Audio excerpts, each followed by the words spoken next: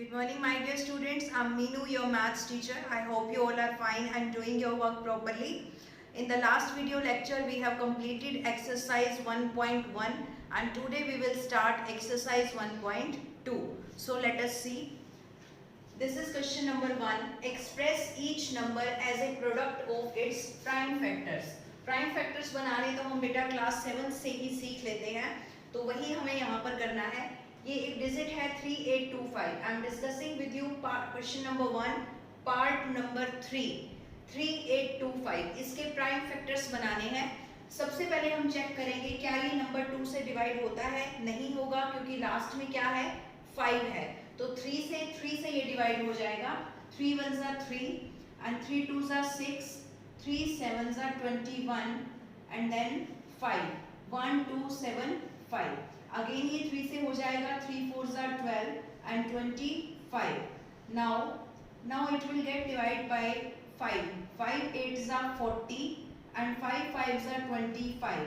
Again 5 से कीजिए 17 and then 17 1s are 17. So 3825 के जो प्राइम फैक्टर्स हैं वो क्या बने 3 into 3 into 5 into 5 into 17. So this is the answer. तो बस आपको इस तरह से जितने भी डिजिट्स क्वेश्चन नंबर 1 के सभी पार्ट्स में दी हैं उनके इस तरह से प्राइम फैक्टर्स आपको बनाने हैं. This is question number 2. Find LCM and HCF. ये दोनों ही चीजें आपको पहले से ही निकालनी आती हैं. एलसीएम और एचसीएफ आपको निकालना है और वेरीफाई करना है इस फॉर्मूले को कि एलसीएम मल्टीप्लाई एचसीएफ इक्वल होता है first number multiply second number. तो आपके पास जैसे ये दो नंबर हैं, हम सबसे पहले इनका एलसीएम और एचसीएफ निकालेंगे. तो प्राइम फैक्टर्स बनाएंगे. सबसे पहले इसके प्राइम फैक्टर्स बनाते हैं हम 510 के. 2 से ये डिवाइड हो जाएगा. 2 2s are 4, 2 5s are 10 and 2 5s are 10. अब उसके बाद ये 3 से डिवाइड होगा. 3 8s are 24 and 3 5s are 15. This is 85. अब 5 से हो जाएगा. This is 17. Again it will get divisible by 70. Right? So 510 के प्राइम फैक्टर्स जो हैं वो ये बन गए 2 into 3 into 5 into 70. अब हम बनाते हैं 92 के फैक्टर्स. तो 92 किससे होगा 2 से. This is 46. अगेन 2 से 23. अगेन 23 से दिस इज 1. सो 92 के जो फैक्टर्स हैं वो बन गए 2 into 2 into 23. हमने इसको सेपरेटली लिखा है. सेपरेटली लिखने के पीछे एक मकसद है क्योंकि HCF का मतलब होता है कॉमन फैक्टर. तो हमें इनको देखते ही पता लग जाए कि इनमें क्या चीज कॉमन है.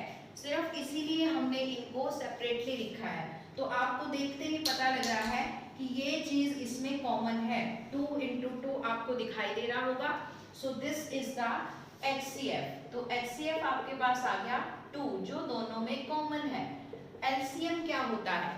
LCM होता है जो HCF है उसको आपने एज इट इज लिखना है और उसके बाद यहाँ पर जितनी भी डिजिट्स आपको दिखाई दे रही हैं जिनके की पेयर नहीं बने हैं वो सब आपको लिखनी है. जैसे 3 into 5 into 17, 2 into 23. तो ये सब हम यहाँ लिखेंगे 3 into 5 into 17 multiply 2 and multiply 23. तो ये HCF हो गया. ये LCM. इसको आप मल्टीप्लाई कर लीजिएगा तो ये आपका आंसर आ जाएगा HCF का एंड LCM का. अब है वेरिफिकेशन. वेरिफिकेशन आपको कैसे करना है. लेफ्ट हैंड साइड में आपको LCM को HCF से मल्टीप्लाई करना है. तो LCM है ये 2 into 3 into 5 into 17 into 2 into 23. ये सारा LCM है. HCF है 2 तो मल्टीप्लाई 2. और राइट हैंड साइड पे है first number multiply second number. तो फर्स्ट नंबर आपको दिखाई दे रहा है 510 और सेकंड नंबर क्या है 92. तो 510 को मल्टीप्लाई करना है किससे 92 से. तो जब आप ये मल्टीप्लाई करेंगे तो जो आंसर आएगा वो आप ऑब्जर्व करोगे कि ये दोनों आंसर जो हैं वो सेम आएंगे. So this is called verification. I am explaining again. Prime factors बनाने के बाद आपको ये देखना है दोनों में कौन सी चीज कॉमन है। जो चीज कॉमन होगी, जिसका पेयर आपको दूर से ही दिखाई दे जाएगा, वो होगा HCF। HCF लिख देंगे। LCM में सबसे पहले आपको HCF लिखना है, उसके बाद जितने भी डिजिट्स आपको यहाँ जो कि जिनके पेयर्स नहीं बने हैं वो सब डिजिट्स साथ में लिखनी है, तो वो आएगा LCM। एंड आफ्टर दैट आपको करना है वेरिफिकेशन। HCF और LCM को मल्टीप्लाई करना है और राइट हैंड साइड पे फर्स्ट नंबर को सेकेंड नंबर से, and that will be the answer. This is question number 4. Given that HCF of two numbers 306 and 657 is 9, आपको LCM निकालना है 306 and 657 का। तो देखिए ये फॉर्मूला है HCF into LCM is equals to first number multiplied second number। तो HCF जो है वो आपको दिया हुआ है 9, आप देख सकते हैं यहाँ पर, और LCM हमें निकालना है, इसलिए हम उसको एज इट इज रखेंगे। फर्स्ट नंबर ये दिखाई दे रहा है आपको 306 है और सेकंड नंबर कितना है 657। तो देखिए एलसीएम फाइंड आउट करेंगे हम। 306 मल्टीप्लाई 657 डिवाइडेड बाय 9 यहाँ मल्टीप्लाई में है, उसको हम यहाँ पर डिवाइड कर देंगे। तो बस अब इसको सॉल्व करना है। 3 1 3 0 एंड 3 2 6 एंड 3 3 9। 102 को 3 से कीजिए, 3 3 9 and 3 4s are 12, so 34 multiply 657, ये आप मल्टीप्लाई कर लीजिएगा, जो भी आएगा that is the LCM. So we have used here the formula and we have find out the LCM. This is next question, question number 5. Check whether 6 raised to the power n can end with the digit 0 for any natural number n. आपके पास statement ये है कि क्या ये number कभी भी 0 से and होता है।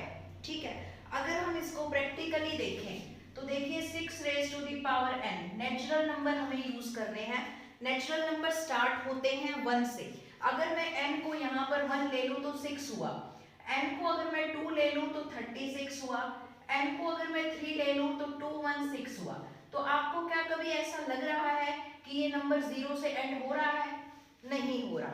ये था हमारा प्रैक्टिकल एनालिसिस कि ये नंबर किसी भी नेचुरल नंबर n के लिए 0 से एंड नहीं होगा। अब इसको हम थ्योरेटिकली कैसे एक्सप्लेन करेंगे? लेट इफ पॉसिबल, हम मान लेंगे कि अगर पॉसिबल है तो हमने मान लिया कि ये नंबर 0 से एंड हो जाता है। ठीक है, अब अगर कोई नंबर 0 से एंड होता है तो आपको भी पता है कि जितने भी नंबर 0 से एंड होते हैं वो 2 से भी डिवाइड हो जाते हैं और 5 से भी डिवाइड हो जाते हैं। ठीक है, अब अगर कोई नंबर 2 और 5 दोनों से डिवाइड हो रहा है और हम उसके प्राइम फैक्टर्स बनाएं तो उसके प्राइम फैक्टर्स में भी क्या आएगा? 2 और 5 ही आएगा। जैसे मेरे पास 50 है, 50 के लास्ट में 0 है, तो ये नंबर आपका 2 से भी डिवाइड होता है और ये नंबर आपका 5 से भी डिवाइड होता है। तो अगर मैं 50 के प्राइम फैक्टर्स बनाऊंगी तो देखिए यही बनेंगे 25, 5 5 25 एंड 5 1 5। तो देखिए प्राइम फैक्टर्स क्या बने? 2 और 5 ही बने। ठीक है, लेकिन हमारे पास जो नंबर है 6 raise to the power n, अगर मैं इसके प्राइम फैक्टर्स देखूं, 6 के प्राइम फैक्टर्स देखूं तो क्या बनते हैं? 2 and 3 बनते हैं। ऐसे ही मैंने यहाँ पर लिखा है 6 raise to the power n, मतलब कि अगर 6 का स्क्वायर 36 के प्राइम फैक्टर्स बनाऊंगी तो भी 2 और 3 ही आएंगे। अगर 6 क्यूब के बनाऊंगी तो भी 2 और 3 ही आएंगे। मतलब इस नंबर की कोई भी फॉर्मेशन हो, उसके जो प्राइम फैक्टर्स बनेंगे वो क्या बनेंगे? 2 और 3 ही बनेंगे। अब वैसे तो यहाँ पर क्वेश्चन खत्म हो जाता है, क्योंकि हमने कहा कि ये नंबर 0 से एंड होता है। एंड होता है तो 2 और 5 से डिवाइड होगा, डिवाइड होगा तो प्राइम फैक्टर बनेंगे 2 and 5, लेकिन प्राइम फैक्टर तो है 2 and 3। इसका मतलब जो बात हमने ऊपर कही थी वो तो गलत साबित हो गई। अब हमारे सपोर्ट में एक थ्योरम है जिसका नाम है uniqueness of fundamental theorem of arithmetic. ये थ्योरम है, ये थ्योरम हमारी बात को और सपोर्ट करती है। कैसे? ये कहती है कि ये जो प्राइम फैक्टर्स हैं ये यूनिक होंगे apart from their order. Apart का मतलब होता है ऑर्डर, उसको छोड़कर, ऑर्डर को छोड़कर अगर हम देखें तो ये प्राइम फैक्टर्स हमेशा यूनिक होंगे। इसका मतलब है किसी भी नंबर के प्राइम फैक्टर्स जो एक बार बन गए वही होंगे। ऐसा नहीं कि मैंने कहा प्राइम फैक्टर 2 और 3 है, आप मुझे कहो नहीं मैम 4 और 3 है, ऐसा नहीं होगा। सिर्फ ऑर्डर आगे पीछे हो सकता है। क्या कहने का मतलब है, जैसे 6 के प्राइम फैक्टर्स बनाए, मान लो मैंने 2 से स्टार्ट किया, 2 3 जा 6 एंड 3 1 जा 3, मैंने बनाए 2 into 3। अब कोई आया, अगर उसने इसको पहले 3 से डिवाइड कर दिया तो प्राइम फैक्टर्स क्या बन गए, 3 into 2।